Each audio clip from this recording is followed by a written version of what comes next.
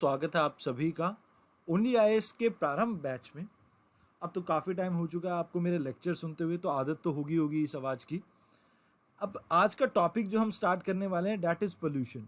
Environmental degradation को हम देख चुके हैं। अब हम इसके टाइप्स में घुसेंगे। जैसे इन्वायरमेंटल डिग्रेडेशन में हम पोल्यूशन टॉपिक के अंडर वेरियस सेगमेंट्स को कवर करेंगे, जैसे air pollution, water pollution, then और भी बहुत से टाइप के आपके पोल्यूशन, उन सभी को हम कवर करने वाले हैं। अब इसके लिए सबसे पहले आपको एक कोट याद रखना है, that is environmental pollution is an incurable disease. मतलब ये एक तरह की ऐसी बीमारी है जिसको आप ठीक नहीं कर सकते, कैंसर की तरह फैलती है ये, and it can only be prevented. मतलब अगर हमें इसको रोकना है तो हमें अपने आप को रोकना होगा कि हम पोल्यूशन कम करें। इसी के साथ एक और कोट भी है जिसे आप यूज कर सकते हैं, environmental pollution, terrorism and many other global threat do not stop at borders. मतलब जैसे टेररिज्म को आप देखते हैं ना कि अफगानिस्तान में था, फिर उसके बाद पाकिस्तान में भी हुआ, और उसके बाद लाइक इंडिया में भी कहीं ना कहीं आपको टेररिज्म देखने को मिलता है। ऑल्दो इन सभी की मेन जड़ तो पाकिस्तान एक है, बट ये एक जगह रुकने वाली चीज नहीं है। ऐसे ही इन्वायरमेंटल पोल्यूशन भी एक जगह इंपैक्ट नहीं करता है, ये ग्लोबली इंपैक्ट करता है। तो यहाँ पर ग्लोबल लीडर्स की रिस्पॉन्सिबिलिटी है दैट इसे कैसे रोकना है, इसके बारे में कारगर स्टेप लें और डेफिनेटली इंटीग्रेटेड मैनर में इसको कहीं ना कहीं रोकने की कोशिश करें। Now let us come to the segment जहां पर हम समझेंगे पोल्यूशन होता क्या है। जैसे मान लीजिए कोई आपकी एयर मास है, ठीक है जी। अब इस एयर मास में कहीं से पर्टिकुलेट मैटर यानी कि कुछ ऐसे कण आ गए मिट्टी के जो सांस लेने में तकलीफ दे सकते हैं, तो इस तरह का एडिशन या excessive addition of certain material आपके फिजिकल एनवायरनमेंट में ये पोल्यूशन कहलाता है। क्यों? क्योंकि इससे वो एनवायरनमेंट आपका रहने लायक नहीं बचता है, तो इस वजह से हम उसे पोल्यूशन मानते हैं। उदाहरण के तौर पे जैसे अगर हम बात करें कार्बन डाइऑक्साइड की, तो आमतौर पे कार्बन डाइऑक्साइड आपको देखने को मिलती है एयर में, वो कोई प्रॉब्लम नहीं है। बट यही जो चीज़ है आगे चलकर अगर एक्सेस में देखने को मिले तो हमारे लिए एक बड़ी प्रॉब्लम क्रिएट कर सकते हैं। तो यहाँ आपको याद रखना है कि पोल्यूशन कोई भी ऐसा एडिशन है, जैसे पर्टिकुलेट मैटर का हो सकता है, कार्बन डाइऑक्साइड का हो सकता है, जिससे आपके फिजिकल एनवायरमेंट अब फिट ना रहे रहने के लिए। तो दिस इज पोल्यूशन। अब पोल्यूटेंट क्या होता है? पोल्यूटेंट वो पार्टिकल है या वो मटेरियल है या वो फैक्टर है जो एडवर्सली इंपैक्ट करता है उस सेगमेंट या आपका कोई भी हो, air, water, something like this, उसकी नेचुरल क्वालिटी को कहीं ना कहीं डिट्रॉइट करता है, खत्म करता हो। जैसे जो स्मोक है जो इंडस्ट्रीज में से निकल रहा है, ऑटोमोबाइल्स में से निकल रहा है, या केमिकल है जो फैक्ट्रीज में से निकल रहा है, these are the common pollutant. Basically ये पोल्यूटेंट ही हैं जिनका नेगेटिव इंपैक्ट आपको दूसरों के ऊपर देखने को मिलता है, आपके ऊपर भी और दूसरों के ऊपर भी। अब जैसे व्हीकल से या इंडस्ट्री से धुआं निकलता है तो हम इसे इनहेल करते हैं, तो इससे अस्थमा जैसी बीमारी हो सकती है। अगर वो नहीं तो लाइक लोगों को स्किन एलर्जी हो सकती है। तो कुछ भी ऐसी चीजें जिससे आप ये समझें कि आपके लिए वो खतरनाक है, हानिकारक है, तो वो सभी पोल्यूटेंट की कैटेगरी में आ सकते हैं। अब जरूरी नहीं है कि इसमें इनऑर्गेनिक मटेरियल ही हो, इसमें ऑर्गेनिक मटेरियल भी हो सकते हैं। उदाहरण के तौर पे जैसे आपने कई बार देखा होगा गंगा के अंदर इकोलाई बैक्टीरिया मिलता है। अभी बैक्टीरिया तो लिविंग बींग है ना, तो लिविंग बींग भी हमारे लिए हार्मफुल हो सकता है, डायरिया जैसी चीजें कर सकता है। तो यहाँ पर पोल्यूटेंट का मतलब ये नहीं है कि सिर्फ कुछ केमिकल ही ऐड होंगे, कुछ बायोलॉजिकल कंपोनेंट भी ऐड होते हैं जिससे हमारी सेहत के ऊपर इंपैक्ट पड़ता है, तो वो सभी आपके पोल्यूटेंट की कैटेगरी में आ सकते हैं। अब अलग अलग बेसिस पे हम देखते हैं पोल्यूटेंट होता क्या है। देखिए, एक पोल्यूटेंट होता है आपका प्राइमरी पोल्यूटेंट। प्राइमरी पोल्यूटेंट मतलब जो डायरेक्टली आप ऐड कर रहे हैं, जैसे आप कोल को बर्न करते हैं, कोल को बर्न करने से carbon dioxide, carbon monoxide, nitrogen oxides वगैरह ये सब रिलीज होते हैं। तो ये सब क्या है? ये पोल्यूटेंट है, बट ये प्राइमरी की कैटेगरी में आते हैं बिकॉज इसे हम डायरेक्टली अमिट कर रहे हैं। अब कई बार आपके पोल्यूटेंट सेकेंडरी कैटेगरी में भी आते हैं। अब ये कौन से पोल्यूटेंट होते हैं? जो आप डायरेक्टली कहीं ना कहीं रिलीज नहीं कर रहे हैं, ये आप इनडायरेक्टली रिलीज करेंगे। जैसे आपको पता हो, शायद आपने ओजोन गैस के बारे में सुना होगा। ओजोन गैस जो होती है आपकी, एक्चुअल में इनकी फॉर्मेशन इंटरेक्शन जो सन के साथ होती है हाइड्रोकार्बन्स की, या आपके पैन जैसे जो पर ऑक्सीटाइल नाइट्रेट, इसके इंटरेक्शन जो जब होती है सनलाइट के साथ, देन दे फॉर्म्स ओजोन। तो कहीं ना कहीं ये जो चीजें हैं ये डायरेक्टली आपके इन्वायरमेंट में रिलीज नहीं हुई थी, ये तो इन्वायरमेंट में एक गैस प्रेजेंट थी और वो दूसरी के साथ इंटरेक्ट करती है, तो इससे ये फॉर्म होती है। तो यहां पर ये आपकी कौन सी कैटेगरी में आ गई? This is into the secondary category. अब ऐसे ही आप डिस्पोजल के बेसिस पे भी देख सकते हैं पोल्यूटेंट किस तरह के हो सकते हैं। एक होता है बायोडिग्रेडेबल पोल्यूटेंट्स। अब जैसे आपके घर में आप वेजिटेबल को छीलते हैं, या केला खाया आपने, छिलका डस्टबिन में फेंक दिया, थोड़े टाइम बाद वो केले का छिलका थोड़ा काले कलर का हो जाएगा, तो ये क्या है? ये बायोडिग्रेडेबल वेस्ट है। ये कहीं ना कहीं ये जो ऐसे पोल्यूटेंट हैं जो अपने आप में डिकम्पोज हो सकते हैं। अब ऐसे ही कुछ पोल्यूटेंट होते हैं जो आपके डिकम्पोज इजीली नहीं होते, और वो किस कैटेगरी में आते हैं? नॉन बायोडिग्रेडेबल कैटेगरी में आ जाते हैं। अब इसके लिए उदाहरण के तौर पे मैं आपको बताना चाहूंगा प्लास्टिक। प्लास्टिक अमूमन हम यूज करते हैं जैसे घरों में, ऑल्दो अभी तो गवर्नमेंट ने सिंगल यूज प्लास्टिक के ऊपर बैन लगा दिया है, बट स्टिल हम बहुत फ्रिक्वेंटली इस चीज को यूज करते हैं। तो प्लास्टिक क्या है? ये सालों साल डिके नहीं होता, टूटता नहीं है। मतलब यहाँ पर केले का छिलका अपने न्यूट्रिएंट पार्टिकल्स में डिकम्पोज हो जाता है, मतलब इसके ऊपर माइक्रोब्स वगैरह असर करके इसे खत्म कर देते हैं, इसके न्यूट्रिएंट्स में डिवाइड कर देते हैं। बट नॉन बायोडिग्रेडेबल की कैटेगरी में ऐसा नहीं होता, वहां पर आपका पोल्यूटेंट सालों साल वहीं पड़ा रहेगा और कोई इसको डिकम्पोज नहीं कर पाएगा। देन एक्जिस्टेंस के बेसिस पे भी हम देखते हैं, वन इज क्वांटिटेटिव पोल्यूटेंट। अब क्वांटिटेटिव मतलब जिसकी क्वांटिटी की वजह से वो एक पोल्यूटेंट बन गया। जैसे मान लीजिए ये चीजें नेचुरली भी आपको मिलती हैं, बट क्योंकि इनकी क्वांटिटी एक बार इजाफा कर गई है और इसके बाद ये हमारे लिए एक थ्रेट बन चुके हैं। जैसे आपको उदाहरण के तौर पे बताना चाहूं तो नाइट्रोजन ऑक्साइड को लीजिए आप। नाइट्रोजन ऑक्साइड क्या है? अब वैसे तो इन्वायरमेंट में नाइट्रोजन ऑक्साइड मिलती है आपके जैसे वोल्केनिक इरप्शन से भी आती है, बट जब इनकी कंसंट्रेशन ज्यादा हो जाती है तो ये अल्टीमेटली आपकी एसिड रेन का कॉज है। तो यहाँ पर एक्चुअल में NOx स्टार्टिंग में हमारे लिए हार्मफुल नहीं, बट ज्यादा कंसंट्रेशन में हो गया तब हमारे लिए हार्मफुल हो सकता है। Same goes with the carbon dioxide. Then कुछ क्वालिटेटिव भी होते हैं। क्वालिटेटिव में मैंने आपको ना एग्जांपल थोड़ा उल्टा लिखा हुआ है नोट्स में, आप एक बार चेक कर लेना। नोट्स में मैंने प्लास्टिक आपको ना क्वांटिटेटिव में लिख दिया है, तो वो वहां से हटा के क्वालिटेटिव में डाल लेना। अब क्वालिटेटिव पोल्यूटेंट कौन से होते हैं? जो मैन मेड है, नेचर में एग्जिस्ट नहीं करते, जैसे DDT है। आप सभी को पता होगा डीडीटी हम इस्तेमाल करते थे पहले, जैसे डस्टबिन के आसपास जहाँ पर बीमारियां वगैरह ना फैलें और ऐसे चीज़ों के लिए। तो यहाँ पर बेसिकली इनकी जो क्वालिटी ही है, क्योंकि ये ह्यूमन मेड है और ये कहीं ना कहीं बाय स्टार्टिंग चाहे इनकी 1% ही आपको इजाफा देखने को मिल रहा हो या कहीं थोड़े से भी देखने को मिल रहे हैं, इनकी क्वांटिटी से फर्क नहीं पड़ता, बट जितना भी है ये कहीं ना कहीं ह्यूमन हेल्थ के लिए एक प्रॉब्लम है। तो इन्हीं सभी को हम कह देते हैं क्वालिटेटिव पोल्यूटेंट्स, मीन्स जिनके ऑकरेंस से ही हमें प्रॉब्लम हो सकती है। तो ये कुछ चीज़ें हैं जो आपको ध्यान में रखनी है। देन अगेन आप अगर पोल्यूटेंट की बात करते हैं ओरिजिन के बेसिस पे भी आप इन्हें दो कैटेगरी में रख सकते हैं, one is natural, other is anthropogenic. अब नेचुरल जैसे मैं आपको एग्जांपल देता हूँ, वोल्केनिक इरप्शन में बहुत से पोल्यूटेंट निकलते हैं, तो ओरिजिन के बेसिस पे वो नेचुरल पोल्यूशन के मतलब नेचुरल वे में आ रहे हैं। अगर हम बात करें एंथ्रोपोजेनिक की, तो जो ह्यूमन एक्टिविटीज के कारण जनरेट हो रहे हैं, जैसे प्लास्टिक हो गया, जैसे आपका लाइक डीडीटी हो गया, या कोई केमिकल हम बना रहे हैं उससे कोई प्रॉब्लम हो रही है, तो सभी आपकी किस कैटेगरी में आ जाएंगे? आपकी ऐसी कैटेगरी में आ जाएंगे जहां पर आप देखते हैं कि ये ह्यूमन से प्रोड्यूस हुए हैं बट एक्चुअल में हमारे लिए ही एक प्रॉब्लम का सबब बन चुके हैं। Now let us come to the causes. अब कॉजेज में अगर हम बात करें, what are the most important reason for like air pollution? One is erosion. अब आप जब विंड इरोजन, खासकर यहाँ पर आप लिख सकते हैं विंड इरोजन। अब जब भी आपकी हवा चलती है तो अपने साथ बहुत सी मिट्टी लेके चलती है, तो ये जो लूज सॉइल है बेसिकली ये आपका कॉज है किसके लिए? एयर पोल्यूशन के लिए, जहाँ पर पर्टिकुलर मैटर जो है वो एयर में ज्यादा हो जाते हैं और इसकी वजह से एयर आपके लिए हार्मफुल बन सकती है। बट इसके पीछे भी अगर हम देखें, इरोजन के पीछे रीजन क्या है? डिफॉरेस्टेशन। अगर पेड़ ना काटे जाते तो इरोजन ना होता, और इरोजन ना होता तो ये प्रॉब्लम ना होती। तो एक्चुअल में डिफॉरेस्टेशन एंड इरोजन ये साइड बाय साइड चलते हैं। इसके अलावा कई बार आपको फॉरेस्ट फायर देखने को मिलता है। अब ये फॉरेस्ट फायर हो सकता है नेचुरल भी हो या ह्यूमन मेड भी हो सकता है। दोनों ही केसेस में यहाँ पर ना केवल एयर की क्वालिटी डिप्लीट होती है बल्कि कार्बन सिंक भी डिस्ट्रॉय होता है, और इससे एयर की जो आपकी क्वालिटी है वो कहीं ना कहीं कम होती जाएगी।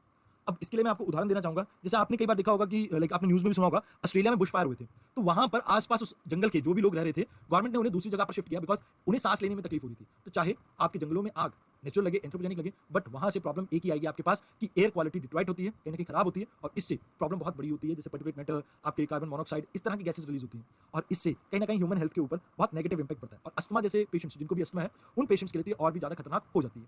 Then comes your population growth. अब पॉपुलेशन ग्रोथ किस तरह से रिस्पॉन्सिबल है? देखिए, अगर पॉपुलेशन ग्रोथ की अगर हम बात करें तो जितनी ज्यादा पॉपुलेशन होगी उतनी ज्यादा हमें रिसोर्सेज चाहिए होंगे। अब जितनी ज्यादा रिसोर्सेज चाहिए उसको प्रोड्यूस करने के लिए उतनी ज्यादा इंडस्ट्रियलाइजेशन करेंगे। इंडस्ट्रियलाइजेशन अपने आप में एक पोल्यूशन का पॉइंट है, बट आप इसको और इसको एक दूसरे से लिंक कर सकते हैं। जैसे मान लीजिए, अब खाना तो हर एक को चाहिए, जैसे ब्रेड हो या कुछ भी हो, तो यहाँ पर आप ये देखेंगे कि हमें जंगल साफ करने पड़ेंगे। अब अगर जंगल साफ करने पड़ेंगे क्योंकि लैंड हमें ज़्यादा चाहिएगा उन लोगों को फीड करने के लिए जो पॉपुलेशन में ऐड हो रहे हैं, तो अगर जंगल काटने पड़ेंगे तो इससे एयर क्वालिटी नीचे जाएगी, पहली चीज़। दूसरी चीज़, अब मान लीजिए जितने ज़्यादा लोग होंगे उतने ज़्यादा घर बनाने पड़ेंगे ताकि उन्हें रहने की सुविधा मिल सके, या रोड वगैरह या कुछ भी और इंफ्रास्ट्रक्चर क्रिएट करना पड़ेगा, तो वहाँ पर भी तो जंगल कटेंगे, और साथ के साथ इन कंस्ट्रक्शन के टाइम पे भी आपको बहुत सी लाइक डस्ट वगैरह उड़ेगी, तो उससे भी एयर क्वालिटी खत्म होगी, कम होगी। इसके अलावा एनर्जी नीड भी आपकी इंक्रीज होगी। एनर्जी नीड कैसे? अब देखिए, जितने ज़्यादा लोग होंगे उनको फीड करने के लिए उतनी ज़्यादा हमारे को इलेक्ट्रिसिटी चाहिएगी। अब जितनी ज़्यादा इलेक्ट्रिसिटी चाहिएगी तो उसके लिए हमारे को उतना ज़्यादा कोल बंद करना पड़ेगा, बिकॉज इंडिया में हम प्राइमरली डिपेंडेंट है कोल के ऊपर for our energy need, and if we have to generate that energy और electricity we have to burn coal, and in that case we will be polluting more environment, so that is there. Then natural में एक part आ जाता है, जैसे आपका volcanic eruption. आप इसे natural और एंथ्रोपोजेनिक दो रीजंस में डिवाइड कर सकते हैं कॉजेस को, लाइक ये आपके लिए थोड़ा एग्जाम पॉइंट ऑफ व्यू से बेटर रहेगा। वोल्केनिक इरप्शन में आपको पता है that there are a lot of material release, जैसे आपकी काफी सारी गैसेज रिलीज होती है जो कहीं ना कहीं पोल्यूशन का कॉज है। उसके अलावा बहुत सा स्मोक, डस्ट, ये सभी चीजें रिलीज होती है, तो that is one of the reason जिसकी वजह से आपकी एयर क्वालिटी कम हो सकती है और सांस लेने में लोगों को तकलीफ हो सकती है। Then comes your urbanisation. Urbanisation क्यों? देखिए, अर्बन एरियाज में आपको व्हाइट कलर मूवमेंट जो है वो बहुत ज़्यादा देखने को मिलेगी। अगर मैं बात करूं कि दिल्ली में एयर पोल्यूशन का one of the biggest reason क्या है, तो no doubt people will think कि इंडस्ट्रीज हैं, ये हैं, वो हैं, but one of the reason urbanisation है। क्यों? क्योंकि अर्बन एरिया में कंस्ट्रक्शन चलता रहेगा। अब कंस्ट्रक्शन बिल्डिंग्स वगैरह बनेंगी तो वहाँ से डस्ट वगैरह भी मूव उठेंगी। अब डस्ट वगैरह उठेंगी तो इससे भी एयर पोल्यूशन होगा। साथ के साथ अर्बन एरिया में लोगों की ट्रांसपोर्टेशन में आप व्हीकल्स रन करेंगे, व्हीकल से व्हीकल एमिशन के थ्रू आपकी carbon monoxide, nitrogen oxide, sulphur oxide, ऐसी हार्मफुल गैसेज भी रिलीज होंगी, तो जिससे एयर क्वालिटी के ऊपर इंपैक्ट आता है। तो एक्चुअल में अर्बनाइजेशन एक प्रॉब्लम के सबक की तरह काम करता है, जहाँ पर आप पोल्यूशन को ज़्यादा देखते हैं। जैसे आपने कभी भी नहीं सुना होगा कि एयर क्वालिटी में गाँव में हवा के ऊपर कुछ इंपैक्ट पड़ा। आपने अमूमन सुना होगा कि दुनिया में 15 सबसे ज्यादा पोल्यूटेड सिटीज में से 13 भारत में। तो ऐसी चीजें सिटीज के बारे में कहा जाता है, गांव के बारे में नहीं, बिकॉज वहां पर पोल्यूशन का लेवल रिलेटिवली कम है। वहां पर एयर पोल्यूशन देखने को मिलता है, बट वो इंडोर एयर पोल्यूशन है, जहां पर आप ये देखते हैं कि जो घर में चूल्हा जलाने के लिए फायरवुड का इस्तेमाल होता है उसकी वजह से एयर पोल्यूशन इंडोर देखने को मिलता है। Then comes your industrialisation. Industrialisation अपने आप में एक बहुत बड़ा प्रॉब्लम है, बिकॉज यहाँ पर सेफ स्टैंडर्ड्स को इंडस्ट्रीज में फॉलो नहीं किया जाता, और जिसकी वजह से जो कहीं ना कहीं जो आपका पोल्यूटेंट है वो डायरेक्टली एटमॉस्फेयर में रिलीज कर दिए जाते हैं। जैसे उदाहरण के तौर पे गवर्नमेंट ने चिमनीज के लिए, कोल थर्मल पावर प्लांट की चिमनीज के लिए कुछ स्टैंडर्ड क्रिएट किए थे, but over a period of time वो कहीं ना कहीं लिमिट्स को हम पुश करते जा रहे हैं कि लाइक अभी नहीं, थोड़े टाइम बाद इनको इंप्लीमेंट करेंगे। बट अभी भी गवर्नमेंट ने जैसे 2024 तक इसकी एक डेडलाइन तैयार की है। जैसे एनसीआर के आसपास के 10 किलोमीटर या 100 किलोमीटर के आसपास के एरिया में आपको जितने भी थर्मल पावर प्लांट देखने को मिलते हैं वहाँ पर वाटर स्क्रबर्स को इंस्टॉल करना है विद इन दिस दिसंबर तक करना है, within this year. Then उससे मतलब थोड़ी और आसपास के इलाकों में we will go to like अगले साल के एंड तक, and then finally all over India 2024 तक। बट प्रॉब्लम यहाँ पर ये है कि हम इसे इंप्लीमेंट करने में पहले ही 2-3 बार इस लिमिट को पुश कर चुके हैं। अब इंडस्ट्रीज के पास मौका आता है कि लाइक वो अपनी कॉस्ट कटिंग कर सके, तो वो यहाँ पर क्या करेंगी कि इन चिमनीज को इंस्टॉल नहीं करती। तो हमें कोशिश करनी है कि जो रूल एंड रेगुलेशन बनाए उसे ढंग से इंप्लीमेंट करें। तो industrialisation itself causes a lot of air pollution. Then radioactivity is also one of the reason जिसकी वजह से आपको एयर पोल्यूशन देखने को मिलता है। अब जैसे मान लीजिए कोई भी आप बात करते हैं, जैसे फुकुशिमा के बारे में आपने सुना होगा, जापान में ये आपका एक न्यूक्लियर पावर प्लांट था जहाँ पर सुनामी के कारण कुछ इंपैक्ट देखने को मिल रहा था। तो एक्चुअल में हमें इस तरह की रेडिएशन जब एयर में देखने को मिलती है तो इससे प्रॉब्लम क्रिएट होती है। अब ऐसे ही कुछ सिलसिले आपको यूक्रेन में भी देखने को मिल रहे हैं, जहाँ पर रशिया की बमबारी में एक न्यूक्लियर पावर प्लांट के ऊपर इंपैक्ट आया, तो वहाँ पर इस तरह की चीज़ों को हमें कंट्रोल करना चाहिए। मतलब रेडियो एक्टिविटी भी कहीं ना कहीं ह्यूमंस के लिए बहुत डेंजरस हो सकती है, तो that we have to remember. अब कॉज ऑफ पोल्यूशन के बारे में हमने कुछ एक हद तक तो डिस्कस कर लिया है। जैसे अब इसके अलावा भी कुछ एक रीजन हो सकते हैं, जैसे एग्रीकल्चर है। Agriculture is one of the main source of ammonia pollution, तो आप इसको याद रख सकते हैं। अगर शिपिंग की बात करें तो ये सल्फर नाइट्रोजन ऑक्साइड्स को प्रोड्यूस करती है। हाउस होल्ड में हम वोलेटाइल कार्बन कंपाउंड्स को प्रोड्यूस करते हैं, जो आगे चलकर ओजोन की फॉर्मेशन करते हैं, तो ये भी एक वन ऑफ द रीजन है। जैसे आप कॉलिन वगैरह का इस्तेमाल करते हैं घर में शीशा साफ करने के लिए, वो देन डोमेस्टिक सॉलिड फ्यूल जो हम यूज करते हैं वो पर्टिकुलर मैटर जनरेट करता है, तो each and everything that causes pollution are given over here. अगर हम एयर पोल्यूशन के बारे में बात करें, बट एयर पोल्यूशन से पहले हम जान लेते हैं कि लाइक पोल्यूशन में हमें और क्या क्या चीज़ों को देखना है। देखिए, जब भी कोई अनडिजायरेबल मटीरियल ऐड होता है एनवायरमेंट में, उसे पोल्यूशन कहा जाता है इन सिंपल लेमन टर्म। अब आपको कुछ एजेंट्स के ऊपर फोकस करना चाहिए विच कॉजेज एनवायरमेंटल पोल्यूशन। अब इन एजेंट्स को हम क्या कहते हैं? पोल्यूटेंट्स। चाहे वो गैस हो, चाहे आपके लाइक पर्टिकुलेट मैटर हो, एरोसोल हो, आपको इन सभी को जानना चाहिए। देन पोल्यूटेंट अगर हम बात करें तो it can be in the, मतलब pollutant can be a physical, chemical और बायोलॉजिकल सब्सटेंस, मतलब तीनों कैटेगरीज में आ सकता है। Physical particulate matter, chemical you can say gases, then biological you can say living organism, कोई भी आपको ऐसा दिखता है जो आपके लिए डायरेक्टली या इनडायरेक्टली हार्मफुल हो सके, तो सभी इस कैटेगरी में आते हैं। देन पोल्यूशन की अगर हम कैटेगरीज के बारे में बात करें तो टाइप्स के बारे में बात करें तो one is air pollution, other is soil pollution, then we have radiations, then we have thermal pollution, then we have noise pollution, water pollution. ये मेजर टाइप हैं, जिसमें से हम दो के ऊपर फोकस करेंगे, air and water, because rest of the things कहीं ना कहीं यूपीएससी में बहुत कम पूछी जाती है, तो दैट्स व्हाई हमारा फोकस उनके ऊपर इतना नहीं रहने वाला। देन अगर हम एयर पोल्यूशन के बारे में बात करें तो यू हैव टू रिमेंबर कि अभी कुछ एक सालों में एयर पोल्यूशन का जो आप कह सकते हैं बारे में जानना, जागरूकता है लोगों की, वो बहुत ज़्यादा बढ़ गई है। ऐसा क्यों? इसके पीछे कारण ये है कि लाइक अभी सिटीज़ वगैरह बहुत ज़्यादा नंबर्स में इंक्रीज हो गई हैं। आपको इकोनॉमिक डेवलपमेंट की वजह से भी ये प्रॉब्लम देखने को मिल रही है। आपका ट्रैफिक भी इंक्रीज हो चुका है। अब देखिए, इकोनॉमिक डेवलपमेंट से कैसे, पहले भारत में इतने सारे व्हीकल्स नहीं हुआ करते थे, क्योंकि इकोनॉमिक डेवलपमेंट हुआ, लोगों का स्टैंडर्ड ऑफ लिविंग इंक्रीज हुआ। अब इसके बाद लोगों ने व्हीकल्स खरीदने स्टार्ट किए, तो यहाँ से एयर क्वालिटी डिक्रीज होने लगी। तो जब स्टैंडर्ड ऑफ लिविंग कई बार ऊपर जाता है, तो साथ के साथ एयर क्वालिटी नीचे जा सकती है। देन इसके अलावा पहले लोग इतनी इलेक्ट्रिसिटी थोड़ी कंज्यूम करते थे। ये तो अभी के हाल के सालों की बात है ना, जब इलेक्ट्रिसिटी इतनी ज़्यादा कंजम्पशन हो रही है भारत में, क्योंकि पहले तो इलेक्ट्रिसिटी हो सकता था, हर घर अफोर्ड भी नहीं कर सकता था। बट क्योंकि अब स्टैंडर्ड ऑफ लिविंग इंप्रूव होते जा रहे हैं लोगों के, तो लोग इलेक्ट्रिसिटी डिमांड कर रहे हैं। इनकी डिमांड को फुलफिल करने के लिए गवर्नमेंट के पास थर्मल पावर प्लांट के अलावा कोई ऑप्शन बचता नहीं है, तो that is why air pollution आपको देखने को मिल रहा है। देन अब लोगों के पास व्हीकल्स ज़्यादा हुए तो ट्रैफिक ज़्यादा हुआ तो वैसे पोल्यूशन, और साथ के साथ जैम वगैरह की जो प्रॉब्लम रहती है उसकी वजह से पोल्यूशन और ज़्यादा इंक्रीज हो गया। तो ये भी एक रीजन हो गया। सिटीज़ ग्रो कर रही हैं, सिटीज़ अनएक्सपेक्टेड एरियाज में ग्रो कर रही है। जैसे अगर हम बात करें तो जो आपकी पेरिफेरीज है सिटीज़ की, वहाँ पर जो डेवलपमेंट एक्टिविटीज़ हैं दे आर अनरेगुलेटेड, एंड जिसकी वजह से पोल्यूशन और भी ज़्यादा बढ़ जाता है। देन इंडस्ट्रियलाइजेशन मेजर, जहाँ भी आपको इंडस्ट्रीज देखने को मिलेगी, चाहे दिल्ली एनसीआर एरिया है, आपका गाजियाबाद वाला एरिया, यहाँ पर एयर क्वालिटी बहुत बद से बदतर हो जाती है, बिकॉज यहाँ पर आपको क्या देखने को मिलती है? एयर क्वालिटी में डिप्रेशन, एंड ये डिप्रेशन का कारण क्या है? इंडस्ट्रीज। अब कंटामिनेटेड एयर जो भी होती है आपकी, it is because of discharge of harmful products. अब ये आपकी हेल्थ के ऊपर भी इंपैक्ट करती है, इन्वायरमेंट के ऊपर भी, क्लाइमेट चेंज भी लेके आ सकते हैं, और प्रॉपर्टी के ऊपर भी डैमेज क्रिएट करती है। इसके बहुत से रीजन है जिनके बारे में हम जानेंगे, बट एक्चुअल में अगर हम बात करें what is air pollution, then you have to understand कि जब कंटामिनेशन एयर का इस एक लेवल से, सेफ लेवल से एक्सीड कर जाता है, जिसके बाद वो हमारे लिए, जानवरों के लिए, बिल्डिंग्स के लिए, किसी भी चीज़ के लिए हार्मफुल बन जाए, तो उसे कहते हैं हम एयर पोल्यूशन। किसी भी चीज़ इन द सेंस, जैसे ताजमहल है, ताजमहल एक बिल्डिंग है, ऑल्दो लिविंग नहीं है, बट येट दिल्ली की एयर क्वालिटी की वजह से, दिल्ली आसपास के एनसीआर के एरिया की एयर क्वालिटी की वजह से, जो यहाँ का मार्बल है इसका कलर येलो होता जा रहा है। अब ये येलो कलर बेसिकली एक तरह से डैमेज तो क्रिएट कर रहा है, तो ये भी तो एक रीजन हुआ ना एयर पोल्यूशन का। तो जरूरी नहीं है कि इंपैक्ट ह्यूमंस पे ही देखने को मिले, it can be on other animals as well as buildings. तो इस चीज़ को आपको ध्यान रखना है। अब जरूरी नहीं है कि किसी की क्वांटिटी या क्वालिटी की वजह से ही वो पोल्यूटेंट बने, कई बार ड्यूरेशन की वजह से भी वो पोल्यूटेंट बन सकता है। जैसे लॉन्ग टर्म के लिए आप किसी कंटामिनेटेड एरिया में एक्सपोज्ड हैं, जैसे शॉर्ट टर्म में तो हो सकता है उसका इंपैक्ट आपके ऊपर इतना ज़्यादा ना हो, बट जब आप टाइम दर टाइम उस चीज़ को रिपीट कर रहे हैं, उस एरिया में कहीं ना कहीं सांस ले रहे हैं, तो उससे बहुत सी प्रॉब्लम हो सकती है। अब आप चेक करना, मैं आपको दो चीज़ें बता रहा हूँ। जो लोग कोल माइंस में काम करते हैं, mining is one of the reason air pollution जहाँ पे आपको देखने को मिलता है, तो माइनिंग को भी आप डाल सकते हैं कॉजेज में। बट फिलहाल के लिए अगर मैं बात करूँ, जहाँ पर कोल माइनिंग वगैरह चलती है, वहाँ पर जो कोल माइन में काम करते हैं ना लोग, आप चेक करना उनके जो लंग्स हैं उसके अंदर एक स्पेशल टाइप ऑफ बीमारी देखने को मिलती है। Same goes with the cement factory. आप एक दिन अगर कोल वाले एरिया में जाएंगे तो उससे हो सकता है आपके ऊपर इतना इंपैक्ट ना पड़े, बट कंटिन्यूसली आप अगर उस एरिया के साथ एक्सपोज होते हैं, then it can cause damage to your body parts, और किसी भी लाइक आंखों में इरिटेशन हो सकती है, या लाइक लंग्स के ऊपर इंपैक्ट हो सकता है, एलर्जी हो सकती है, कुछ भी हो सकता है। मतलब एन नंबर ऑफ चांसेस हैं कि वो आपको कहीं ना कहीं इंपैक्ट करें। अब आपके अलावा वो हो सकता है एनवायरमेंट को भी इंपैक्ट करे और बिल्डिंग्स को भी। तो नाउ वी आर क्लियर कि एयर पोल्यूशन वगैरह है क्या। अब एयर पोल्यूटेंट्स के बारे में एक एक करके जानेंगे, बट उससे पहले हम सब जानते हैं कॉजेज को। अब कॉजेज में सबसे पहले हम चलते हैं नेचुरल कॉजेज की तरफ। अब नेचुरल कॉजेज क्या होते हैं? जो नेचर में ऑटोमेटिकली हो रहे हैं। अब जैसे कैटल्स के थ्रू अमोनिया का अमीशन हम कह रहे थे, तो ये अमोनिया का अमीशन क्या है? ये बेसिकली नेचुरल वे ही तो है। उसके अलावा कई बार आपने देखा होगा ऑर्गेनिक मैटर का डिकम्पोजिशन होता है, वहाँ पे एनारोबिक रेस्पिरेशन चलती है। अब इसके डिके के टाइम पे कार्बन मोनोऑक्साइड रिलीज होती है। कार्बन मोनोऑक्साइड भी itself causes what? Environmental pollution. Then volcanic eruption, one of the reason जिसकी वजह से आपको फ्रिक्वेंटली लाइक जो एयर क्वालिटी है वो डिप्लीट होती हुई दिखती है। इसके अलावा नेचुरल फॉरेस्ट फायर भी इसका रीजन हो सकती है। Then comes the anthropogenic reasons, इसका तो अंत ही नहीं है कोई। एंथ्रोपोजेनिक रीजंस तो आपके ऐसे हैं जो खत्म होंगे ही नहीं, बहुत से हैं। मैं आपको उसमें से कुछ बता रहा हूँ। जैसे कंस्ट्रक्शन, अब जब कंस्ट्रक्शन होती है तो लाइक अभी आपको एक एग्जांपल दे देता हूँ रिसेंट टाइम का।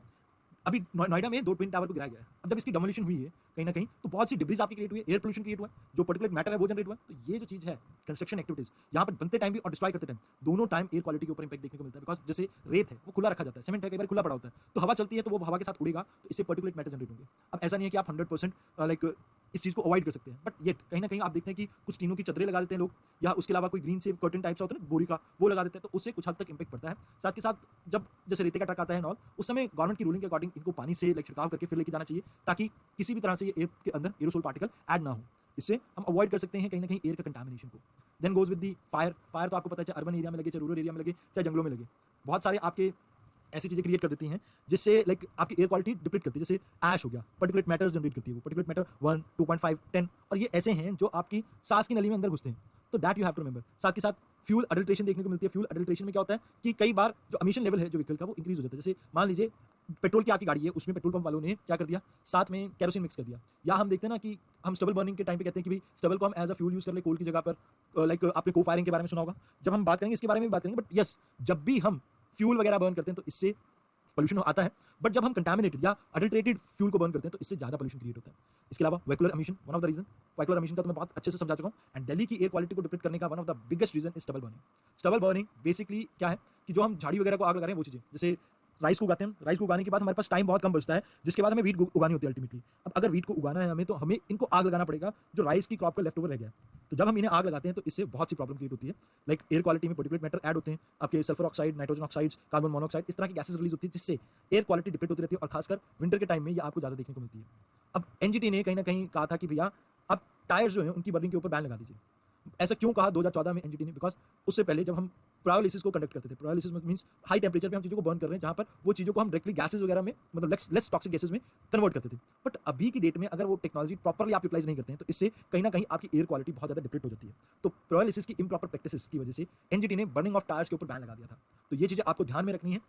अब देखिए, आपको कुछ रिपोर्ट्स वगैरह के बारे में पता होना चाहिए जो आप यूज़ कर सकते हैं, बट उससे पहले जान लेते हैं कि एयर पोल्यूशन में आती कौन-कौन सी गैसें हैं। जैसे कार्बन मोनोऑक्साइड, ये इनकम्प्लीट कार्बन बर्निंग के कारण प्रोड्यूस होती है, जैसे पेट्रोल है, डीजल है, वुड है। इसे जब लिमिटेड अमाउंट ऑफ ऑक्सीजन में आप बर्न करते हैं तो इससे कार्बन मोनोऑक्साइड प्रोड्यूस होती है, जो कि एक पॉइजनस गैस है, लोगों की जैसे रिफ्लेक्सेस को स्लो कर देती है। साथ के साथ कई बार लोगों की मौत का भी बहुत बड़ा कारण बन जाती है। जैसे आपने कई बार न्यूज़पेपर में सुना होगा कि सर्दियों की रातों में कुछ लोग अंगीठी जला के सोए थे और सुबह मर गए, बिकॉज़ यहाँ पर रीज़न इसके पीछे यही है, carbon monoxide, limited amount of oxygen था और कार्बन बर्न हो रहा था, तो जिससे कार्बन मोनोऑक्साइड प्रोड्यूस हुआ। कार्बन मोनोऑक्साइड ईज़िली आपके ब्लड के साथ मिक्स हो जाता है और ऑक्सीजन से ज़्यादा लाइकली बॉन्ड फॉर्म करने की कोशिश करता है हीमोग्लोबिन के साथ, और इसकी वजह से लोगों की डेथ हो जाती है।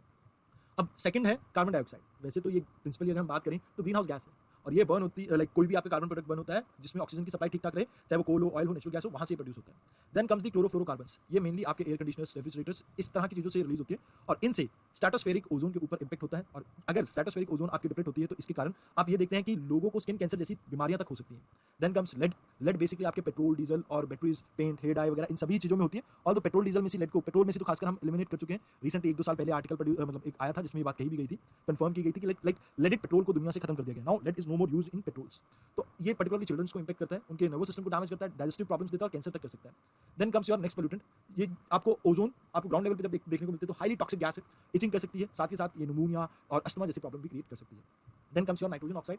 बेसिकली नाइट्रोजन ऑक्साइड आगे चलकर जैसे वाटर के साथ रिएक्ट करती है, कुछ ऐसा फॉर्मूला रहता है NOx + H2O gives nitric acid HNO3, और ये एसिड रेन है। अब ये जब एसिड रेन आती है, स्मोक बनती है, तो इससे काफ़ी सारी रेस्पिरेटरी डिजीज हो सकती है, और एसिड रेन के कारण काफ़ी सारे आपके प्लांट एनिमल्स के ऊपर इंपैक्ट देखने को मिल सकता है। अगर बात करें इसके सोर्सेज की तो you can have this from petrol, diesel, coal burning, इन सभी एरिया से नाइट्रोजन प्रोड्यूस होती है। Then comes your suspended particulate matter, solid जो आपको एयर में देखने को मिलते हैं, that are known as particulate matter. अब ये काफ़ी लंबे समय तक आपके एयर में सस्पेंडेड रह सकते हैं, ये हेज प्रोड्यूस करते हैं जिससे विजिबिलिटी की प्रॉब्लम आती है, साथ के साथ ये डैमेज कर देते हैं लंग्स को और रेस्पिरेटरी सिस्टम को। तो यहाँ पर इनके बारे में इतना ही जानना था। Now let us come to the next important gas, that is sulphur dioxide. Again sulphur plus आपका hydrogen, sorry water, gives you H2SO4। Again एक एसिड है, तो ये बेसिकली आपका स्मोक और एसिड रेन का कारण है। देखो, दो तरह के स्मोक होते हैं, एक फोटोकेमिकल और एक लॉस एंजल्स। आगे हम इनके बारे में पढ़ेंगे। तो एक नाइट्रोजन के कारण होगा, एक सल्फर के कारण होगा। तो यहाँ पर sulphur smoke plus acid rain, ये दो चीज़ें हैं जिसकी वजह से लंग्स के ऊपर भी इंपैक्ट पड़ता है, प्लांट और एनिमल्स के ऊपर भी इंपैक्ट पड़ता है। क्योंकि एसिड रेन आपका ऑलटुगेदर एक अलग से टॉपिक है, तो इसके बारे में ज़्यादा डिटेल में हम यहाँ पर नहीं देखेंगे। जब टॉपिक कवर करेंगे तभी हम इसको समझेंगे। नाउ ये प्रोड्यूस कहाँ से होता है? वोल्केनिक इरप्शन से आ सकता है, आपके स्मेल्टिंग ऑफ मेटल से आ सकता है, थर्मल पावर प्लांट से आ सकता है, पेपर इंडस्ट्रीज वगैरह, ये काफ़ी इसके कॉमन सोर्स है। Then comes your fly ash. Fly ash thermal power plant से आता है। इसके मेजर कंपोनेंट है जैसे silicon oxides, aluminium oxide, calcium oxide. बाकी माइनर में arsenic, beryllium, boron, cadmium, chromium, आपका like cobalt, lead, magnesium, mercury, molybdenum, और भी बहुत से आपको कार्बन वगैरह के रिलेटेड कंपोनेंट यहाँ पर देखने को मिल जाते हैं। अब ये तो चीज़ें ये हैं जिसके बारे में मैं आपको कह रहा हूँ कि फ्लाई ऐश के बारे में हमें पता है, बट एक्चुअल में इसकी नेगेटिव इंपैक्ट बहुत ज़्यादा है। और इंडिया में जो हमें कोल मिलता है उसमें 30 to 40% हमें ऐश कंटेंट मिलता है, तो जिस वजह से इंडिया में ये प्रोड्यूस भी बहुत ज़्यादा होता है। तो ऐश ट्रैक ऐप गवर्नमेंट ने बनाया है, जिससे आप देख सकते हैं कि कहाँ-कहाँ लाइक इनके सोल्यूशन अवेलेबल है, कहाँ आप इसे यूटिलाइज़ कर सकते हैं, वो सब चीज़ें इसके बारे में गिवन है, कितनी प्रोड्यूस हो रही है, कहाँ पर यूज़ हो रही है, सब कुछ इसके बारे में इस ऐप के थ्रू आप पता कर सकते हैं। देन नेगेटिव इंपैक्ट के बारे में बात करें तो एसिडिक सॉइल बना देती है, जो सॉइल है उसको टॉक्सिक भी बना देती है। इसके अंदर जैसे हेवी मिनरल्स है जैसे बोरोन एंड ऑल, तो ये कई बार रेडियो एक्टिव मैटर को भी प्रोड्यूस करती है। कार्सिनोजेनिक है, मींस कैंसर कॉजिंग है, नर्वस सिस्टम को डैमेज कर देती है, साथ के साथ रेस्पिरेटरी डिजीज में अव्वल नंबर पे आती है आपकी फ्लाई ऐश। अब इसकी यूटिलाइजेशन के लिए भी गवर्नमेंट ने एक पॉलिसी बनाई है, जैसे पोर्टलैंड समिट्स में इसे यूज किया जाता है as a content. Then if we talk about जो भी थर्मल पावर प्लांट है उनके आसपास जहाँ भी कंस्ट्रक्शन वगैरह चल रही है ब्रिक्स एंड ऑल की, वहाँ पर 300 किलोमीटर तक के एरिया में इट्स मैंडेटरी कि आप फ्लाई ऐश को यूज करें। उसके अलावा सॉइल की ट्रीटमेंट में यूज हो सकते हैं, जैसे इसमें वाटर होल्डिंग कैपेसिटी अच्छी है तो उसमें यूज कर सकते हो। महाराष्ट्र आपकी पहली स्टेट थी जिसने फ्लाई ऐश यूटिलाइजेशन पॉलिसी बनाई थी और गवर्नमेंट ने ये आपका ऐप बनाया था, जिसकी वजह से लास्ट 1-2 साल पहले इन यूज में रहा भी है। Now let us come to few datas जो आपको थोड़ा ध्यान में रखना है before starting with the actual जो गवर्नमेंट कर रही है उससे पहले। तो एयर क्वालिटी डाटाबेस, इसके बारे में जान लेते हैं। ऑलमोस्ट जो इस डाटाबेस के अकॉर्डिंग ऑलमोस्ट जितनी भी आपकी ग्लोबल पॉपुलेशन है वो ऐसी एयर में ब्रीथ कर रहे हैं जहाँ पर डब्ल्यूएचओ के स्टैंडर्ड्स के अकॉर्डिंगली आपकी एयर क्वालिटी का 1-2 मानक तो ऊपर नीचे है ही है। जैसे मान लीजिए पीएम पर्टिकुलेट मैटर हो सकता है, वो पर्टिकुलेट मैटर चाहे 2.1 हो, लाइक 2.5 हो, कोई भी हो। मतलब ऐसा है कि ऑलमोस्ट जो भी लोग सांस ले रहे हैं डब्ल्यूएचओ के स्टैंडर्ड्स के अकॉर्डिंग, जैसे पर्टिकुलेट मैटर है, ओजोन है, नाइट्रोजन ऑक्साइड है, सल्फर ऑक्साइड है, या कार्बन डाइऑक्साइड, इनमें से किसी न किसी की तो लिमिट वहाँ पर एक्सीड हो ही रही है। पहली बार हमने अभी जो डब्ल्यूएचओ ने कुछ गाइडेंस वगैरह इशू की है उसमें हमने क्या किया है, नाइट्रोजन ऑक्साइड को इंक्लूड किया। पर्टिकुलेट मैटर 10 और 2.5 तो इसमें इंक्लूडेड थी। तो नाइट्रोजन ऑक्साइड को पहली बार इंक्लूड किया गया, तो इसके बारे में थोड़ा सा आप ध्यान रखना।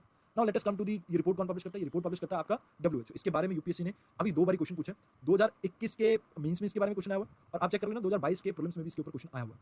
तो ये कुछ इस तरह से, जैसे पर्टिकुलेट मैटर 2.5 है, इसको 2 बेसिस पे हम रिकॉर्ड कर रहे हैं, एक एनुअल बेसिस पे, एक 24 आवर बेसिस पे।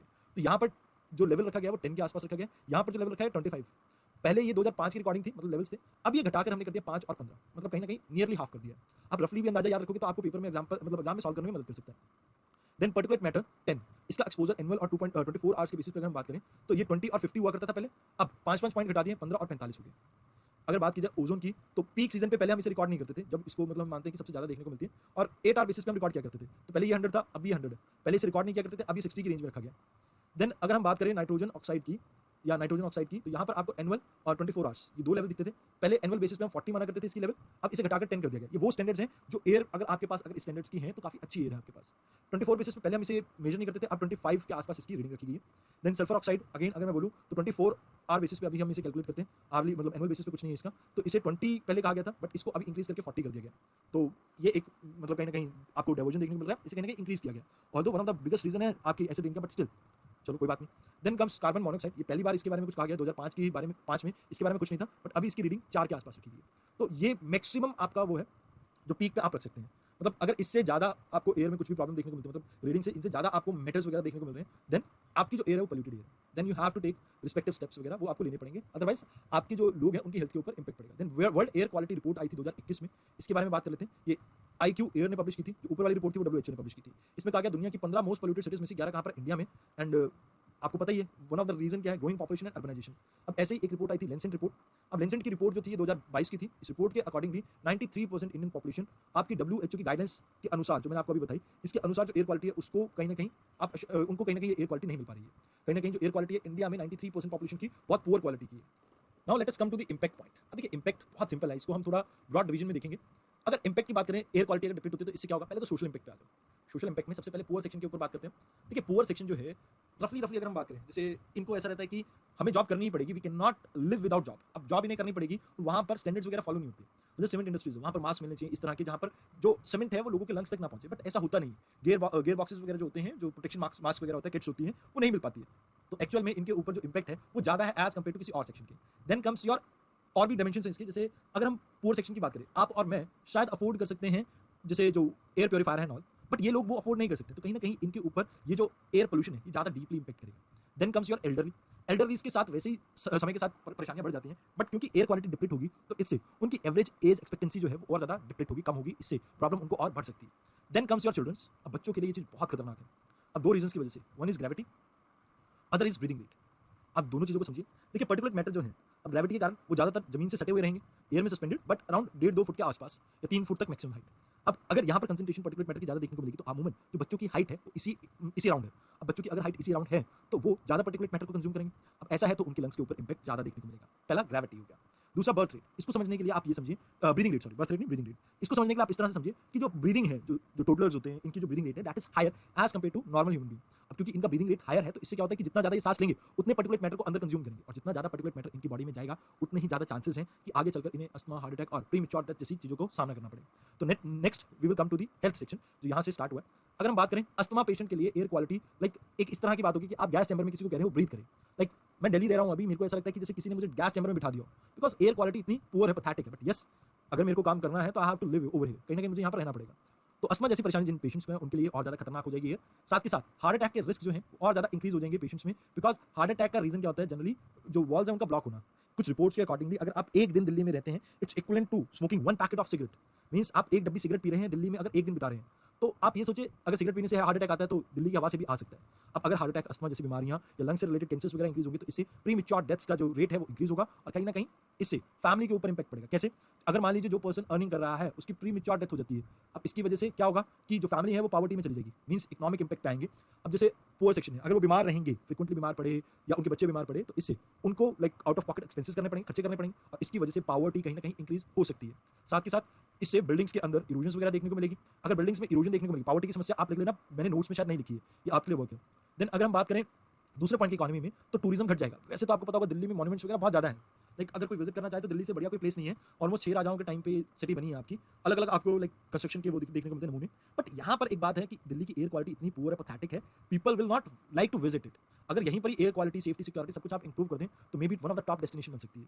देन ताजमहल का एग्जांपल ले सकते हो आप, इरोजन कर सकती है तो लाइक इट कैन इंपैक्ट। अगर वो ताजमहल का नहीं लेना, आयरन से कंस्ट्रक्टेड जो भी आपकी चीज़ें हैं उनका इरोजन देखने को मिलेगा, तो उससे भी इकोनॉमिक वैल्यू कम होगी बिल्डिंग्स की। उदाहरण के तौर पर मैं रहता हूँ डीएलएफ मोती नगर, डीएलएफ में आपको फ्रिक्वेंटली एसीज वगैरह में और बाकी चीज़ों में प्रॉब्लम देखने को मिलते हैं, बिकॉज यहाँ पर गैस में मतलब हवा में आपको सल्फर ऑक्साइड देखने को मिलता है, नाइट्रोजन ऑक्साइड देखने को मिलता है, क्योंकि आसपास नाला बह रहा है। अब इसकी वजह से जो आपकी जो पाइप्स हैं उसमें रस्टिंग हो जाती है, रस्टिंग होने की वजह से फ्रिक्वेंटली एसीज के ऊपर भी इंपैक्ट पड़ता है, और जो पाइप है वाटर डिस्ट्रीब्यूशन की उसके ऊपर भी इंपैक्ट पड़ता है। तो दैट इज दे, तो ये चीज़ आप याद रखना कि बिल्डिंग्स के ऊपर इंपैक्ट पड़ सकता है। देन कल्चरल इंपैक्ट भी है, जैसे ताजमहल प्यार की निशानी, बट कहीं ना कहीं हम इंडिया के कल्चर को भी रिप्रेजेंट करता है। अब अगर ताजमहल इसी तरह से बैड एयर क्वालिटी के अंदर रहेगा तो इसकी जो स्टैटिक वैल्यू है वो वैल्यू कहीं ना कहीं डिप्लीट हो जाएगी।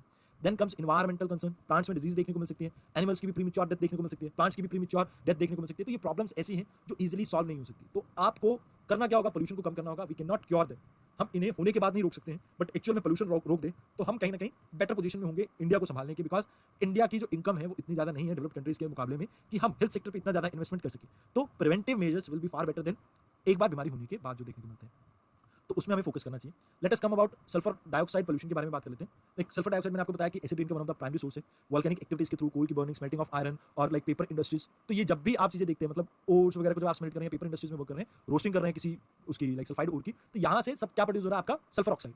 अब अगर वर्ल्ड की रैंकिंग की बात करें ना, वर्ल्ड रैंकिंग के अकॉर्डिंगली SO2 यानी सल्फर ऑक्साइड हॉटस्पॉट के बारे में बात करें तो इंडिया नंबर 1 पे आती है। इंडिया में सबसे ज़्यादा सल्फर ऑक्साइड प्रोड्यूस होती है, जो कि लगभग वर्ल्ड की एमिशन लेवल का 21% है। मतलब जितना भी वर्ल्ड में एमिशन हो रहा है सल्फर का, वो 21% यानी 1/5 ऑलमोस्ट भारत से ही हो रहा है। एंड इसमें मेजरली रिस्पॉन्सिबल है आपका एनर्जी सेक्टर, और इसमें भी coal burning one of the reason है। अगर कोल को बर्न करना हमने नहीं रोका तो आने वाले टाइम में हमारे लिए सांस लेने के लिए भी हवा नहीं बचेगी। देन वॉलेटाइल ऑर्गेनिक कंपाउंड्स के बारे में भी देख लेते हैं, शायद मैंने यहाँ पर तो कुछ नहीं दिया। स्मोक वगैरह के बारे में कल देखेंगे। लाइक अभी मैं वो देखना चाहता था कि क्या हमने वॉलेटाइल ऑर्गेनिक कंपाउंड के बारे में कुछ लिखा, नहीं लिखा। Now let us talk about बाकी चीज़ें हम कल देखेंगे।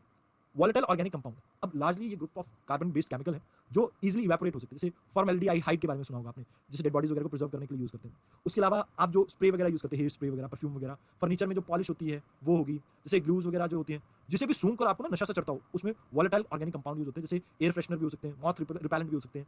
तो ये बेसिकली वॉलेटाइल ऑर्गेनिक कंपाउंड ऐसे मिनरल्स हैं जो आगे चलकर आपकी ओजोन गैस प्रोड्यूस करते हैं ट्रोपोस्फेयर में, और ट्रोपोस्फेयर में ओजोन बहुत बड़ी प्रॉब्लम क्रिएट कर सकते हैं। अब इसमें से कुछ के बारे में हम जान लेते हैं। जैसे बेंजीन के बारे में आप पढ़िए, वॉलेटाइल ऑर्गेनिक कंपाउंड है जो रिएक्ट करता है एयर पोल्यूटेंट्स के साथ और ग्राउंड लेवल पे ओजोन फॉर्म करता है, और ये कैंसर और बोन मैरो का फेलियर जैसी बीमारियां करता है। तो बेंजीन बहुत डेडली है। देन स्टेराइन गैस के बारे में बात कर लेते हैं। इसके बारे में आपने कोविड के टाइम पे सुना भी होगा। एलजी पॉलीमर करके एक इंडस्ट्री थी ना विशाखापट्टनम में 2020 के आसपास, वहां पर लाइक कुछ आपको प्रॉब्लम देखने को मिली थी। तो बेसिकली ये जो स्टेराइन गैस है ये भी वॉलेटाइल ऑर्गेनिक कंपाउंड की कैटेगरी में आती है, जिसमें बेंजीन होता है। बेंजीन डेरिवेटिव्स है इसके, बेंजीन से आप ड्राइव करते हैं। तो बेसिकली अगर हम बात करें, ये नर्वस सिस्टम के ऊपर इंपैक्ट करता है, ब्रीदिंग इश्यूज क्रिएट करता है, और साथ के साथ आइज, नोज वगैरह इन एरिया में इरिटेशन वगैरह क्रिएट करता है, और इससे लोग बेहोश तक हो सकते हैं। देन अगर सोर्स की बात की जाए तो बेंजीन के सोर्सेज में आपके ऑटोमोबाइल्स आ सकते हैं, जो सिगरेट्स, टबैको वगैरह बर्न होता है उससे भी हो सकता है, वुड से भी हो सकता है, और लाइक जो वार्निशिंग की जाती है वुड्स के ऊपर उससे भी ये जनरेट हो सकता है। Then comes nitrogen oxide. अब ये कंबशन और लाइटनिंग के थ्रू प्रोड्यूस होता है। अस्थमा, स्मोक और एसिड रेन और ट्रोपोस्फेरिक ओजोन जैसी प्रॉब्लम ये क्रिएट करता है। तो ये मेजरली हमारे वो टॉपिक्स थे जो आपको याद रखने। अब चलते चलते चलो स्मोक के बारे में थोड़ा देख लेते हैं। एसिड रेन हम कल कर लेंगे, बिकॉज स्मोक प्रोड्यूस होगा उसके बाद एसिड रेन बनेगी। तो स्मोक टर्म बेसिकली सबसे पहले 1905 में H.A. डेस वॉक्स ने दी थी। अब इस पर्सन ने कहा था कि जब आप स्मोक को फॉग के साथ मिक्स कर देते हैं, इसको कहते हैं स्मोक। स्मोक बेसिकली कॉम्बिनेशन है आपका फॉग और स्मोक का। यहाँ पर आपकी जो शूट पार्टिकल स्मोक पार्टिकल है वो फ्लोट करते हैं फॉग के अंदर। अब इससे बहुत से इंपैक्ट देखने को मिलते हैं। जैसे ये आप पिक्चर देख रहे हैं, क्या यहाँ पर आपको विजिबिलिटी क्लियर है? नहीं है, ऐसा लग रहा है कुछ धुंधला धुंधला सा है। तो पहले तो विजिबिलिटी को हम हैम्पर करते हैं, जिससे बहुत से एक्सीडेंट होते हैं और लोगों की जान भी जाती है और इकोनॉमिक लॉसेस भी यहाँ पर देखने को मिलते हैं। इसके अलावा ये रेस्पिरेटरी डिजीज करते हैं, जैसे जो भी लोग इस फॉग के अंदर स्मोक के अंदर सांस लेंगे तो उनके लंग्स के अंदर इन्फेक्शन देखने को मिल सकती है। ब्रोंकियोलिस के बारे में आपको पता होगा, तो ब्रोंकियोली डिजीज जो है इसके कारण होती है, जो जैसे आपने लंग्स देखे होंगे शायद 9वीं 10वीं में आपने इस तरह का डायग्राम देखा होगा, कुछ इस तरह के लंग्स वगैरह बनते हैं ना आगे छोटे छोटे से, फिर आगे होता है एल्वियोली सैक। तो यहाँ पर ये जो ब्रोंकियोली है, ये जो यहाँ पर जो ब्रोंकियोलिस है, ये कहीं ना कहीं डैमेज हो जाते हैं इन केमिकल्स की वजह से। इसके अलावा रिकेट एक तरह की बीमारी है जो विटामिन डी की कमी से होती है। विटामिन डी जनरली सनलाइट के एक्सपोजर से जनरेट होती है। अब क्योंकि स्मोक रहेगी तो विटामिन डी नहीं मिल पाएगा, तो रिकेट जैसी बीमारी हो सकती है जहाँ पर टांगे कुछ ऐसी बेंड कर जाती है लोगों की, मतलब कुछ इस तरह से बेंड कर जाती है, कर्व कर जाती है। इसके अलावा विटामिन की डेफिशिएंसी भी लोगों में देखी जा सकती है बिकॉज ऑफ स्मोक। अब दो तरह के स्मोक होते हैं, एक होता है नाइट्रोजनस स्मोक, जिसे अक्सर हम फोटोकेमिकल स्मोक के नाम से भी जानते हैं। इसे कई बार लॉस एंजल्स स्मोक के नाम से भी जाना जाता है। ये अर्बन एरियाज में देखने को मिलता है जहाँ पर आपको बहुत से व्हीकल्स देखने को मिलते हैं, जैसे कि दिल्ली जैसा एरिया। यहाँ पर नाइट्रोजन एमिशन मेनली आपका प्राइम सोर्स है। नाइट्रोजन डाइऑक्साइड आपका सनलाइट और हाइड्रोकार्बन्स के साथ मिलकर रिएक्ट करता है इन द मतलब जैसे नाइट्रोजन ऑक्साइड और हाइड्रोकार्बन सनलाइट के प्रेजेंस में रिएक्ट करते हैं और इससे ओजोन फॉर्म करते हैं और इससे फॉर्म होता है आपका स्मोक, जिसकी वजह से वो सभी इंपैक्ट जो आप पहले बात कर रहे थे वो सभी आपको देखने को मिल जाते हैं। देन लंडन स्मोक की बात करें जो सल्फर के कारण होते हैं, ये जनरली आपको उन एरिया में देखने को मिलते हैं जहाँ पर सल्फर की आपकी सल्फर ऑक्साइड की कंसंट्रेशन काफी हाई हो, ज्यादातर फॉसिल फ्यूल जहाँ पर बर्न हो रहे हो पर्टिकुलरली आपको। और ये आपकी जो लाइक स्मोक है जनरली डैम्प एरिया में आपको ज्यादा देखने को मिलती है, जहाँ पर पर्टिकुलर मैटर सस्पेंडेड रहते हैं हवा में। अब अगर हम बात करें, इसको कई बार इंडस्ट्रियल स्मोक भी कहा जाता है लंडन स्मोक को, ये आपको ध्यान में रखना है। पहली बार लंदन में मिला था तो इसलिए लंदन स्मोक, लॉस एंजल्स में मिला था तो Los Angeles smoke. But Delhi में क्या देखने को मिलता है? दिल्ली में दोनों का मिक्सचर है, सल्फर स्मोक भी देखने को मिलता है हमें और नाइट्रोजनस भी, क्योंकि वेहिकुलर एमिशन से भी जनरेट हो रहा है और यहाँ पर fossil fuel thermal power plant की बर्निंग भी देखने को मिलती है। तो दैट्स व्हाई दिल्ली में दोनों ही प्रॉब्लम आपको देखने को मिलती है और इसी को सॉल्व करने के लिए हमने स्मोक टावर जैसी चीजों को यूज किया। इसके अलावा स्मोक गन्स को भी इस्तेमाल करते हैं, जिससे स्मोक को हम बैठाने की कोशिश करते हैं सरफेस पे, सो दैट एयर की विजिबिलिटी को भी इंप्रूव कर सके और जो इसका ह्यूमन की हेल्थ के ऊपर इंपैक्ट है हम उसको भी कम कर सके। तो यहाँ पर हमारा प्राइम फोकस इसी के ऊपर रहता है। Now let us come to the acid rain के बारे में भी थोड़ा जान ही लेते हैं, फिर एसिडिफिकेशन के ऊपर चलेंगे। अब यूजुअली अगर हम बात करें, जो पानी होता है वो न्यूट्रल रहता है, अराउंड 7 pH के अराउंड इसका लेवल रहता है। पीएच लेवल किसी भी आपके लिक्विड या किसी भी सब्सटेंस का एसिडिक और बेसिक कंटेंट को बताता है। अगर 7 से नीचे चली गई वैल्यू तो मींस एसिडिक नेचर है, अगर 7 से ऊपर गई तो बेसिक नेचर है, 7 मींस न्यूट्रल। तो यहाँ पर नॉर्मल जो आपकी बारिश वगैरह होती है तो लाइक उसका जो पीएच वैल्यू है दैट इज अराउंड 5.6। बट अगर आपका पीएच लेवल इससे नीचे चला जाए यानी 4.2 4.4, इसे कहा जाता है आपका एसिड रेन। मतलब 4.4 से नीचे चला गया, 5.6 से भी नीचे चला गया तो इसे कहते हैं हम एसिड रेन। अब ये जनरली सल्फर डाइऑक्साइड और नाइट्रोजन ऑक्साइड के कारण देखने को मिलता है हमें। और यहाँ पर ये होता क्या है कि जैसे सल्फर ऑक्साइड और नाइट्रोजन ऑक्साइड आते हैं आपके एयर में, जैसे इस इंडस्ट्री से प्रोड्यूस हो रहे हैं, अब यहाँ पर क्या होगा, इसके साथ वाटर रिएक्ट करेगा और आपका क्या बना देगा HNO3, वो एक एसिड है, नाइट्रिक एसिड जिसे कहते हैं। और इस केस में भी वाटर सेम आपका रिएक्ट करेगा और इसमें H2SO4 जनरेट होगा। तो दोनों ही केसेस में अगर हम बात करें तो जनरेट हो रहे हैं एसिड्स। अब इसके इंपैक्ट बहुत से देखने को मिलते हैं आपको लिविंग ऑर्गेनिजम्स पे भी और सब पे। लाइक अगर हम बात करें क्रॉप्स की, तो अगर क्रॉप्स आपकी एसिड रेन के कांटेक्ट में आएगी तो क्रॉप्स और प्लांट सब कुछ डैमेज हो जाएगा। तो पहला एडवर्स इंपैक्ट तो हमारे लाइक जीडीपी के ऊपर ही पड़ जाएगा। जीडीपी पे कैसे? अगर क्रॉप्स डैमेज होंगी तो एग्रीकल्चर प्रोडक्टिविटी कम होगी। पहली प्रॉब्लम यहाँ से लाइक जनरेट जो होगी, लाइक प्रॉब्लम्स के बारे में हम जान लेंगे। इसके बाद एसिड रेन के बारे में थोड़ा डिटेल में कल के लेक्चर में ही देखेंगे। लाइक अभी हम थोड़ा सा ब्रॉड देख लेते हैं, कल इंपैक्ट से ही हम फिर से स्टार्ट करेंगे। इंपैक्ट की अगर हम बात करें तो सबसे पहले जैसे अगर हम बात करें क्रॉप्स है, क्रॉप्स के ऊपर अगर एसिड रेन गिरेगी तो इससे क्रॉप की प्रोडक्टिविटी डिक्रीज होगी। अगर क्रॉप की प्रोडक्टिविटी डिक्रीज होगी तो इससे ओवरऑल अगर हम बात करें तो कहीं ना कहीं जीडीपी के ऊपर इंपैक्ट पड़ेगा। जीडीपी की छोड़िए आप, एक फैमिली की इनकम के ऊपर इंपैक्ट पड़ेगा। फैमिली की इनकम के ऊपर इंपैक्ट पड़ेगा तो इससे वो पॉवर्टी में जाने के चांसेस उनके बढ़ जाएंगे। और जीडीपी के ऊपर इंपैक्ट आएगा तो गवर्नमेंट का जो इन्वेस्टमेंट है अलग अलग सेक्टर्स में वो डिक्लाइन होगा। और अगर इन्वेस्टमेंट के अंदर डिक्लाइन देखने को मिलेगा तो फर्दर जीडीपी में और ज्यादा गिरावट देखने को मिल सकती है। तो कहीं ना कहीं अगर हम बात करें क्रॉप प्रोडक्शन के ऊपर इसका इंपैक्ट देखने को मिलता है, क्रॉप डैमेज देखने को मिलता है, तो इससे जीडीपी वगैरह के ऊपर इंपैक्ट आता है। When we talk about normal plants वगैरह तो बायोडाइवर्सिटी के ऊपर इसका इंपैक्ट पड़ता है। और साथ ही साथ प्लांट के जो लीव्स वगैरह अगर खराब हो जाएंगी तो इससे तो क्लाइमेट चेंज जैसी बीमारियां भी देखने को मिल जाएंगी ना, तो वहां पर भी आपको इसका इंपैक्ट देखने को मिल सकता है। देन सेम टाइम पे एक्वेटिक लाइफ जो है, जैसे एक्वेटिक ऑर्गेनिजम्स में अगर मैं बात करूं, कोरल्स है बहुत सेंसिटिव है, हमने इसके बारे में पहले भी पढ़ा है। अब कोरल्स जो है मान लीजिए एसिड के कांटेक्ट में आएंगे तो कोरल ब्लीचिंग देखने को मिलेगी। अब इससे फूड नहीं मिल पाएगा और ओशन एक्वेटिक लाइफ जो है वो पूरी तरह से डिस्टर्ब हो सकती है इससे। साथ ही साथ ओशंस में जब ये आपका लाइक पानी नीचे गिरेगा तो इससे ओशन एसिडिफिकेशन जैसी प्रॉब्लम और ज्यादा बढ़ जाएगी। अब आपके सल्फर ऑक्साइड्स हैं, नाइट्रोजन ऑक्साइड्स हैं। अब नाइट्रोजन और सल्फर खासकर अगर हम बात करें नाइट्रोजन की तो ये तो यूट्रोफिकेशन भी करता है, तो यहाँ से यूट्रोफिकेशन जैसी प्रॉब्लम भी देखने को मिल जाएगी। अब जो आपके इंपॉर्टेंट लिविंग ऑर्गेनिजम्स थे, माइक्रो ऑर्गेनिजम्स जो सॉइल में हमारी हेल्प करते हैं, उनको भी तो मार देगा ये। तो ये भी एक प्रॉब्लम हो सकती है। सॉइल एसिडिफिकेशन हो जाएगी जिससे आपकी धरती बंजर हो सकती है। एस्थेटिक वैल्यू कई मॉन्यूमेंट्स की बर्बाद कर सकती है, जैसे ताज हो गया। साथ ही साथ बिल्डिंग स्ट्रक्चर्स उनके ऊपर भी कहीं ना कहीं इसका इंपैक्ट रहेगा। मेटल्स की क्रोजन देखने को मिलेगी, जैसे कार्स होगी, स्कूटर्स होगी, ब्रिजेस होगी, इन सबके ऊपर कहीं ना कहीं इंपैक्ट देखने को मिलेगा। अब लास्ट मोस्ट इंपॉर्टेंट, यहाँ पर आपको याद रखना कि फूड चेन के ऊपर भी इंपैक्ट करेगा। अब फूड चेन के ऊपर कैसे, क्रॉप की प्रोडक्टिविटी से तो हमारी फूड चेन के ऊपर इंपैक्ट पड़ रहा है, जहाँ पर हमारी जो क्रॉप अवेलेबिलिटी है या आप ये कह सकते हैं कि फूड अवेलेबिलिटी है वो कहीं ना कहीं कम हो जाएगी। बट एक्चुअल में यहाँ पर एक और प्रॉब्लम भी आएगी कि कई प्लांट स्पीशीज आपकी खत्म हो जाएंगी और इसकी वजह से प्रॉब्लम ये होगी कि एक्चुअल में बहुत सा बायोडाइवर्सिटी के ऊपर इंपैक्ट पड़ सकता है। जैसे मान लो छोटे छोटे इंसेक्ट्स मर गए तो इन इंसेक्ट्स को खाने वाले बर्ड्स के ऊपर इंपैक्ट आएगा। अब अगर वो बर्ड्स भी मर जाएंगे तो इससे जो उनके ऊपर डिपेंडेंट जो बर्ड्स हैं उनके ऊपर इंपैक्ट पड़ेगा, तो ऑल टुगेदर पूरी फूड चेन आपकी डिस्टर्ब हो सकती है। तो इस वजह से हमें कोशिश करना चाहिए इसे ज़्यादा से ज़्यादा रोकने की। अब यहाँ पर वैसे तो मैंने आपको समझा दिया है, बट फिर भी कल एक बार इसके बारे में देख लेंगे। Then we will talk about dry and wet deposition of. तो ड्राई एंड वेट के बारे में थोड़ा बहुत बता देता हूँ। जब जैसे किसी ऐसे एरिया में जहाँ पर प्रेसिपिटेशन होती है, इस एरिया में ऐसे डिपॉजिट होता है ना, तो रेन की फॉर्म में होगा या स्नो की फॉर्म में होगा, फॉग की फॉर्म में होगा, हेल की फॉर्म में होगा, तो इसे वेट डिपोजिशन कहा जाता है। मान लो राजस्थान जैसे एरिया में आपको एसिड फॉर्मेशन देखने को मिल रही है, लाइक एनवायरमेंट में थोड़े बहुत वाटर पार्टिकल्स थे, वहाँ से चीज़ देखने को मिल रही है, बट वहाँ पर एक्चुअल में जो डिपोजिशन होगी वो ड्राई होगी।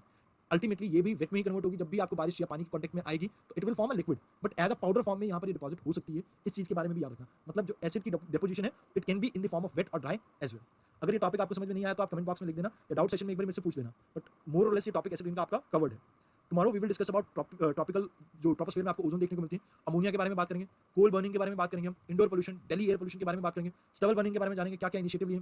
फिर we will discuss about graded action plans वगैरह, ओशन एसिडिफिकेशन के बारे में, और वेरियस जो एक्ट्स वगैरह लेके आए हैं हम एयर की क्वालिटी को इंश्योर करने के लिए, जो बोर्ड्स वगैरह बनाए, Bharat stage vehicle emission norms आए हैं, जैसे national ambient air quality standards वगैरह जो हम लेके आए, इन सब के बारे में आने वाले लेक्चर्स में हम पढ़ेंगे।